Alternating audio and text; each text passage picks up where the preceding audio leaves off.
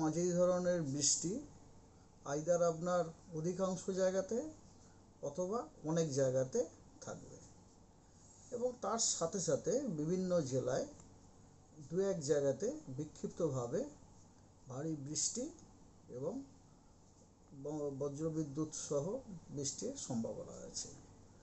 এটা হচ্ছে আপনার মোটামুটি ব্রড ফিচার আর কি।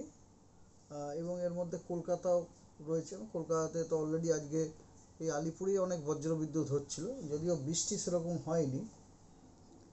আর ব্যাপারটা হচ্ছে এগুলোর প্রধান কারণ হচ্ছে একটা সিনপটিক সিচুয়েশন আছে। মনসুন ট্রাফ যেটা আছে সেটা আপনার পশ্চিমবঙ্গের পুরুলিয়া এবং কাঁথি দিয়ে পাস করে সেটা তারপরে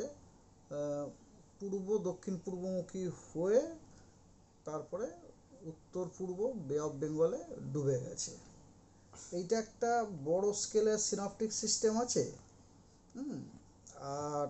আর একটা সেটা হচ্ছে যেটা আমাদের লোকালি দেখা গেছে আজকে, যে সমুদ্রপৃষ্ঠ থেকে 0.9 কিলোমিটারে এবং সমুদ্রপৃষ্ঠ থেকে 1.5 কিলোমিটার ওপরে একটি চক্রবাত ঘূর্ণাবর্ত দেখা যাচ্ছে।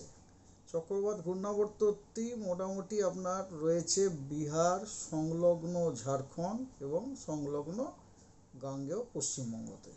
ঠিক আছে, এই হলো আপনার সিনপটিক সিচুয়েশন। তার জন্যই আমরা এই ব্রড ওয়েদারের কথা বলি। আর ডে টু ডে ওয়েদার হচ্ছে এরকম। আজকে পশ্চিমবঙ্গের সব জেলাতেই অধিকাংশ স্থানে হালকা মাঝারি ধরনের বৃষ্টিপাত হওয়ার সম্ভাবনা আছে এবং তার সাথে জলপাইগুড়ি এবং নর্থ দিনাজপুর জেলার দু এক জায়গাতে বিক্ষিপ্তভাবে ভারী বৃষ্টিরও সম্ভাবনা আছে। সেখানে আমরা হলুদ সতর্কবার্তাও দিয়েছি। এবং এছাড়াও সব জেলাতে এবং দক্ষিণবঙ্গের যে পূর্বের জেলাগুলি আছে সেই জেলাগুলিতে অধিকাংশ স্থানে হালকা থেকে মাঝারি বৃষ্টিপাতের সম্ভাবনা আছে। আর দক্ষিণবঙ্গের বাকি জেলাগুলিতে বেশিরভাগ জায়গাতেই হালকা থেকে মাঝারি বৃষ্টিপাত হওয়ার সম্ভাবনা আছে। আর 12 তারিখে কোনো আমাদের ওয়ার্নিং নেই।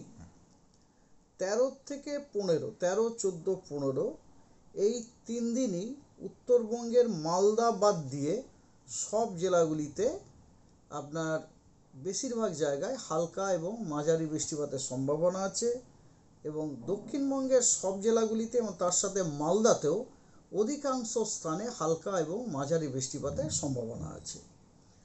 আর 14 তারিখে আপনার এছাড়াও 14 তারিখে ভারী বৃষ্টিপাতের সম্ভাবনা আছে আইসোলেটেড প্লেসে দু এক জায়গায় সাউথ বেঙ্গলের কয়েকটি জেলায়। সেগুলি হলো 2টি বর্ধমান, হুগলি, 2টি 24 পরগনা এবং পূর্ব মেদিনীপুরে।